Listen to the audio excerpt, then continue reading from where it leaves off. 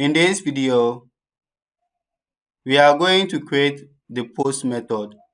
So over here will be public function post. The post method takes two arguments. The first one being the user ID and the second one being the limit. So over here will be dollar statement is equal to dollar this all notation video all notation prepare. And inside it will be our query. So this one will be this. So this is what we are trying to do. I'm trying to select record from the post table and also record from the users table. So in order for us to do that, we are going to join the two tables. So over here will be select all from post. Then I'll give it an aliases. So P. Okay, then click on go. Okay, so this is the post that we have. So I'm selecting all the posts that we have over here. Then left join it with the users. So over here will be left join with the users table. Then give it an aliases u on p dot posted by. I want to fetch record related to only that person. So posted by to be equal to u dot user id. Then click on go. Okay, so this is the record that we are getting. So we have data for the post, data for the user who posted. Okay, so now this is what we have. Where p dot posted by is equal to the user id, which is in this case 13. Then click on go. Okay, so this is the record that we have. Then union, I'm joining the post, but this time around I want to fetch the record related to the person that I'm following. Let's say I'm following Felix. I want to fetch all the record related to the person that I'm following over here. So this one be union. Select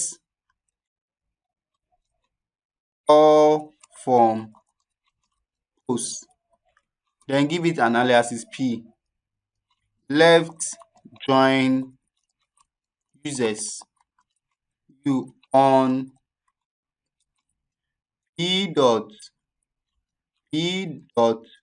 posted by is equal to u dot user id, where p dot posted by, that is the person who posted it, is inside in.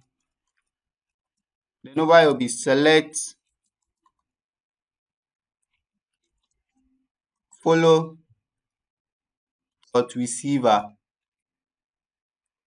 from follow, that's the table follow, where follow dot sender is equal to 13. Now click on go. Okay, currently the person that I'm following don't have any data, that's why we are getting this. But if we have data for Felix, we'll get it over here. Then order by posted on, then this, then limit. We'll give it a limit of colon, place it limit or number. Okay, so over here let's change it to colon user id. Over here to the same thing, colon user id. Okay, so now let's start everything from here. So now inside it, Just paste it here. Then here will be semicolon. Then here will be dollar statement how notation bind param. So the first one will be the user ID, which is this one. So this one will be the user ID. Then comma dollar user ID. Then this will be PDO column param underscore int. And copy it and paste it here. And the second one is a number,